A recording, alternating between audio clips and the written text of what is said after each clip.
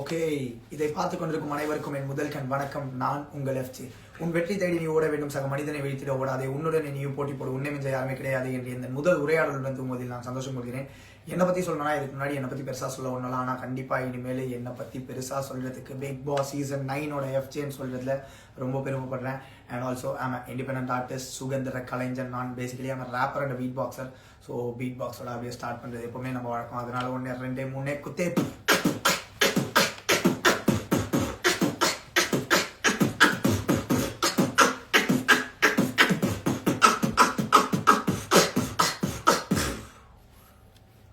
Amazing. எப்படி இருக்கீங்க? நல்லா இருக்கேன். எப்படி இருக்கீங்க? எல்லாரும் நல்லா இருக்கும். ஸோ வெளியே வந்த போய் ரெஸ்பான்ஸ் எப்படி இருக்கு?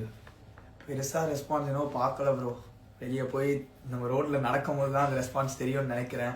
அண்ட் நான் சும்மா வந்த உடனே கையில் ஃபோன் கொடுக்க மாட்டேன்னு சொல்லிட்டாங்க. ஃபோனும் கொடுக்கல. அதனால் பெருசாக ரெஸ்பான்ஸ் பார்க்கல. பார்த்த வரைக்கும் ஓரளவுக்கு கொஞ்சம் பாசிட்டிவாக தான் பேசுகிறாங்க. அண்ட் அதுக்கு ஈக்குவலாக நெகட்டிவ் கமெண்ட்ஸும் இருக்குது. ஸோ ஒரு மாதிரி பேலன்சிங்காக தான் போயிட்டுருக்கு. நம்ம ஒரு பெரிய ஞானி அப்படின்றதும் கிடையாது, இவன் ஒன்றுமே இல்லைன்றதும் கிடையாது. ஒரு மாதிரி பேலன்சிங்காக போயிட்டுருக்கு. ஸோ வெளில வந்த உடனே நீங்கள் ஃபஸ்ட்டு பண்ண விஷயம்னா என்ன விஷயம்? வெளியில் வந்த உடனே ஃபஸ்ட்டு வீட்டுக்கு போய் அம்மா அப்பா காலில் எழுந்துட்டு ஃப்ரெண்ட்ஸ்லாம் வந்திருந்தாங்க. நான் உள்ளே இருக்கும் போதே ஆக்சுவலாக சொல்லியிருப்பேன், ஒலிபெருக்கீஸ் அப்படின்னு சொல்லிட்டு ஒரு பேண்டு தான் நான் ஃபஸ்ட்டு ஸ்டார்ட் பண்ணேன், நானும் வீராவும் அப்படின்னு சொல்லிட்டு. ஸோ வீரா வந்திருந்தான், ரத்தீஷ்னு சொல்லிட்டு பீஸ்ன்னு சொல்லிட்டு நாங்கள் ஒன்று வச்சுட்ருக்கோம். ஸோ அந்த பீஸ்ன்ற எங்களோட பேண்ட்லேருந்து ரத்தீஷ் வந்திருந்தான். ஸோ ரத்தீஷ், வீரா வந்திருந்தாங்க. அது போக என் ஃப்ரெண்ட்ஸ் எல்லாருமே வந்திருந்தாங்க வீட்டுக்கு. அப்புறம் மாமாவோட ஃபேமிலி, அக்காவோட ஃபேமிலி, அந்த மாதிரி எல்லாரும் வந்திருந்தாங்க. ஸோ அவங்களோட கொஞ்சம் டைம் ஸ்பெண்ட் பண்ணிவிட்டு வீட்லேயே ஒரு சர்ப்ரைஸ்லாம் பண்ணியிருந்தாங்க. வெல்கம் எஃப்ஜே அப்படின்லாம் போட்டு ஒரு மாதிரி ஜாலியாக இருந்தது. அப்பா அம்மா என்ன சொன்னாங்க? அப்பா அம்மா ஒரு மாதிரி ஒரு மாதிரி ஹாப்பி தான் ப்ரோ. அவங்க ஒரு மாதிரி 77 days தாண்டதே ஒரு பெரிய மலையை தாண்டின மாதிரி தான். நீ அதுவும் அந்த வீட்டுக்குள்ளே அத்தனை நாள் நீ இருந்ததே ஒரு பெரிய விஷயம்தான். ஸோ இதுவே ரொம்ப ஹாப்பி. நாங்கள் பரவாயில்ல, என்ன அவங்க எக்ஸ்பெக்ட் பண்ணது இன்னும் 1 வாரம் வந்திருக்கலாம், இந்த ஃப்ரீ டாஸ்கில் மட்டும் இருந்துட்டு வந்திருக்கலாம் அப்படின்றது வீட்லேயும் அதை எக்ஸ்பெக்ட் பண்ணாங்க. அது போக ஃப்ரெண்ட்ஸ்லேருந்து சுற்றி இருக்கவங்க நிறைய பேரும் அதை எக்ஸ்பெக்ட் பண்ணியிருந்தாங்க. அண்ட் என் ஃப்ரெண்ட்ஸ்லாம் சொல்லியிருந்தாங்க, சோஷியல் மீடியா என் ஃப்ரெண்ட்ஸ் தான் பார்த்தாங்க. ஸோ அவங்கள சொன்னது என்னென்னா, நிறைய பேர் ஃப்ரீ டாஸ்க் இருந்திருக்கலாம் அப்படின்னு சொல்லிட்டு எக்ஸ்பெக்ட் பண்ணியிருக்காங்க. ஸோ வீட்லேயும் அதே எக்ஸ்பெக்டேஷன்ஸ் தான். வெளியே நிறைய பேருக்கு என்ன பிடிச்ச கொஞ்சம் மக்களுக்கு அந்த ரெஸ்பான்ஸ் தான். ஸோ அதுதான் சொன்னாங்க. ஸோ ஒருத்தர் என்ன கேட்டிருக்காங்கன்னா, அஜித் சார் மூவியில் பீட் பாக்ஸ் ஆஃபர் இல்லைனா அஜித் சார் மூவியில் அவருக்கு தம்பியாக ஒரு கேரக்டர் எதை சூஸ் பண்ணுவீங்க? உள்ளே போனது நான் பீட் பாக்ஸர் ரேப்பர் அப்படின்றத காமிக்கணும் அப்படின்றது தான் ப்ரோ போனது. ஆனால் இப்போதைக்கு ஆக்டர்ன்ற கரியர் ஒரு மாதிரி நல்லா போயிட்டுருக்கு. பீட் பாக்ஸ்ன்ற ஒரு விஷயத்த நான் மெயின் ஸ்ட்ரீம்க்கு எடுத்துகிட்டு போனேன். ஆனால் அதை மெயின் ஸ்ட்ரீமாக மட்டுமே பண்ண முடியுமான்னு கேட்டிங்கன்னா கிடையாது. ஸோ அஜித் சார் மூவியில் பீட் பாக்ஸிங்கிற ஒன்று பண்ணுறது எப்படி பார்த்தாலும் படம் ஃபுல்லாக பண்ண முடியாது. நான் தம்பியாக போய் பீட் பாக்ஸ் பண்ணுறேன். ஸோ பார் கேம் ஸ்ட்ராட்டஜி, உங்களோட ஒப்பீனியன் என்ன? அவங்களோட ஸ்ட்ராட்டஜி என்னன்னு பாருக்கே தெரியாது ப்ரோ. அவன் இஷ்டத்துக்கு ஸ்ட்ராட்டஜி மாற்றுவா ப்ரோ. வியானா பற்றி சொல்லுங்கள். வியானா பற்றி சொல்லணும்னா, ஒரு நல்ல ஃப்ரெண்டு ப்ரோ.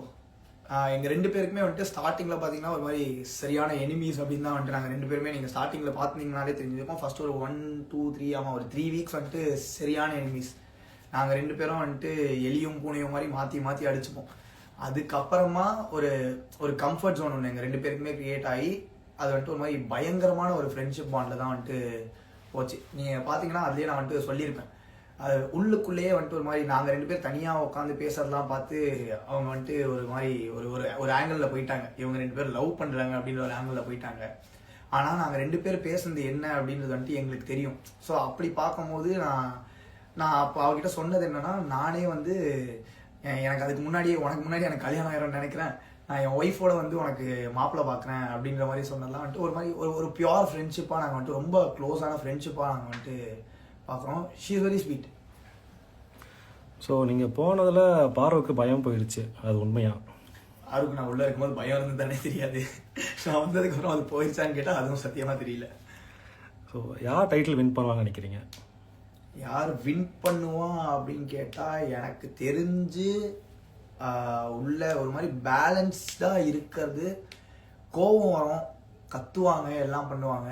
ஆனால் ஒரு மாதிரி பேலன்ஸ்டாக அதுக்கு ஈக்குவலாக வந்துட்டு சமாதானமாகவும் அடுத்த செகண்ட் ஆகிட்டு ஒரு மாதிரி ஜாலியாக. எனக்கு இது ஏன் தோணுதுன்னா, ஃபஸ்ட்டு 3 வாரம் அதே மாதிரி எனக்கும் அவருக்கும் ஆகவே ஆகாது, சுத்தமாக ஆகாது. நாங்கள் 2 பேரும் மாற்றி மாற்றி மாதிரி கத்திப்போம், சண்டை போட்டுமா அந்த மாதிரி இருக்கும். ஆனால் அப்பையும் நாங்கள் 2 பேருமே வந்துட்டு சண்டை போட்டாலும் அன்றைக்கி நைட் வந்துட்டு நான் வினோத்தனாவா கானா பாக்ஸ் பண்ணலாம் அப்படின்னு சொன்ன உடனே வந்துடுவார். ஸோ அவர் அது பேலன்சிங்காக பண்ணிட்டு இருக்காரு. எனக்கு அவர் வருவாருன்ற மாதிரி ஒரு நம்பிக்கை இருக்குது. ஸோ உங்களுக்கு பிடிச்ச டாஸ்க்னா எந்த டாஸ்க் சொல்வீங்க? எனக்கு பிடிச்ச டாஸ்க்னா செகண்ட் டைம் தலையாக வந்த டாஸ்க் வந்துட்டு எனக்கு ரொம்ப பிடிச்சிருந்தது. அந்த 5 ஸ்டிக் வச்சுட்டு எடுத்துகிட்டு போயிட்டு வர்றது. ஏன்னா அது வந்துட்டு கான்சன்ட்ரேஷன் பயங்கரமாக தேவைப்பட்டுச்சு. அண்ட் அதுக்கு வந்து ஒரு ஒரு ஒரு அதுக்கு ஆக்சுவலாக ஒரு டிப்ளமேட்டிக்கான ஒரு மைண்டும் ஆக்சுவலாக தேவைப்பட்டுச்சு.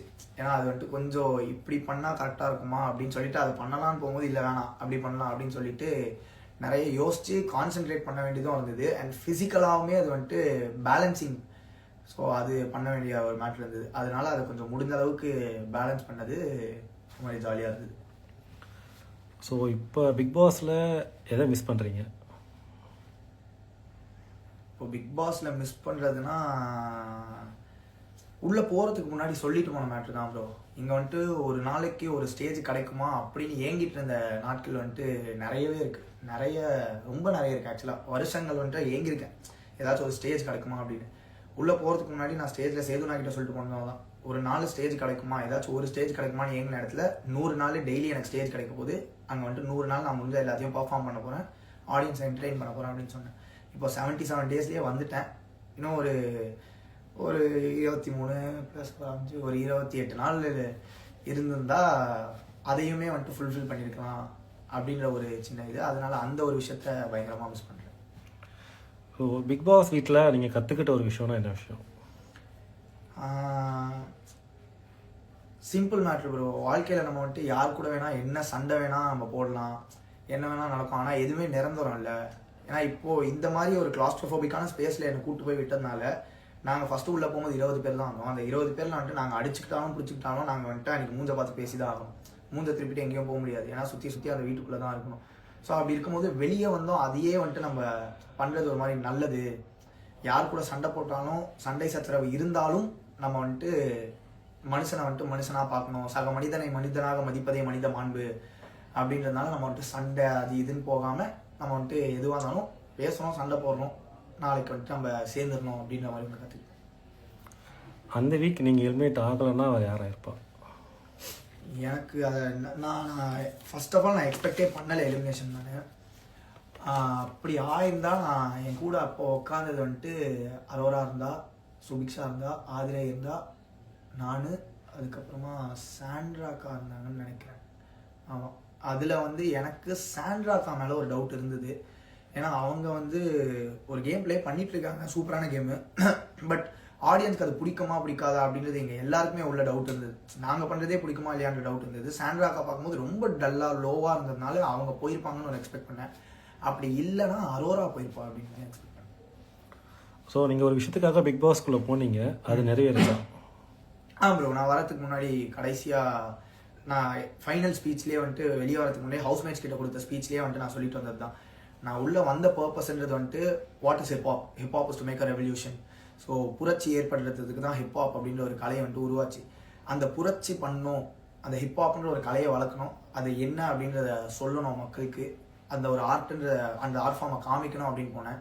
நான் போனதில் வந்துட்டு நான் சொல்லியிருந்த எல்லாத்தையும் சொல்லி முடிச்சுட்டு அதுக்கப்புறமா சுபிக்ஷாக்கு அந்த ஆர்ட் அப்படியே வந்துட்டு ட்ரான்ஸ்ஃபர் பண்ணி விட்டு, எனக்கு அப்புறமா சுபிக்ஷா வந்துட்டு அவளோட சமுதாயத்தை பற்றி நிறைய பாடல்கள் பண்ண ஆரம்பிச்சிட்டா. ஏலேன்னு ஒரு பாட்டு பண்ணியிருந்தா, அதுக்கப்புறமா அந்த மாதிரி ஒரு 3-4 பாட்டு பண்ணியிருந்தான். ஸோ அவள் அதை பண்ணும்போது நான் போன பர்பஸ் ஓரளவுக்கு ஃபுல்ஃபில் ஆயிடுச்சு அப்படின்ற நினைக்கிறேன். ஸோ பிக் பாஸ் வீட்டில் மறக்க முடியாத ஒரு மெமரினா என்ன மெமரி? மறக்க முடியாத மெமரி அப்படின்னு பார்த்தா எனக்கு என்னவோ நான் வெளியே வந்த வீக்கு அந்த எலிமினேஷன் ஆன மேட்ரு எனக்கு என்னவோ மறக்க முடியாது அப்படின்ற மாதிரி தோணுது. ஏன்னா யாருக்குமே கண் கலக்காது, பாருவல் தான். ஸோ மறக்க வேண்டிய விஷயம் அது மாதிரி தான். ஸோ இங்கே நிறைய ஒரே செம்ம க்யூட்டாக இருக்கீங்க, ஒரே ஆர்டின் ஃபயராக பறந்துட்டுருக்கு. ஸோ மக்கள் மற்றும் ஃபேன்ஸுக்கு என்ன சொல்ல விரும்புகிறீங்க? ஃபேன்ஸு மக்கள் அப்படின்னு பார்த்தீங்கன்னா not just my fans, my family. So fans are my family, என் குடும்பம். ஸோ என்னை வாழ வைத்து கொண்டிருக்கும், எனக்கு சப்போர்ட்ஸ் பண்ண என் குடும்பம் எல்லாருக்குமே வந்துட்டு சொல்கிறது ஒன்று தான். My purpose of life is to just entertain audience. எல்லாரையும் மகிழ்விக்கணும் அப்படின்றது தான் ஒரு கலைஞனோட முழு நேர வேலையே வந்துட்டு அதுதான். ஸோ நான் உங்களுக்கு ஒன்று சொல்லணும்னா அதுலேருந்து நீங்கள் எடுத்துக்கிறதுக்கு சொல்கிற அளவுக்கு நான் பெரிய ஆளாக நான் வளர்ந்துட்டேன்னா, வயசுலேயும் சரி கலையிலையும் சரி நான் வளர்ந்தேனான்னு கேட்டால் இல்லை. அதனால நான் சொல்ல வர்றது என்னென்னா, முடிஞ்ச அளவுக்கு என்டர்டெயின் பண்ணுவேன். கடைசி மூச்சு உள்ளவரை கலைஞனாகவே இருப்பேன், கலைஞனாகவே வாழ்வேன், கலைஞனாகவே சாவேன், என்டர்டெயின் பண்ணிகிட்டே இருப்பேன். தேங்க்யூ. தேங்க்யூ.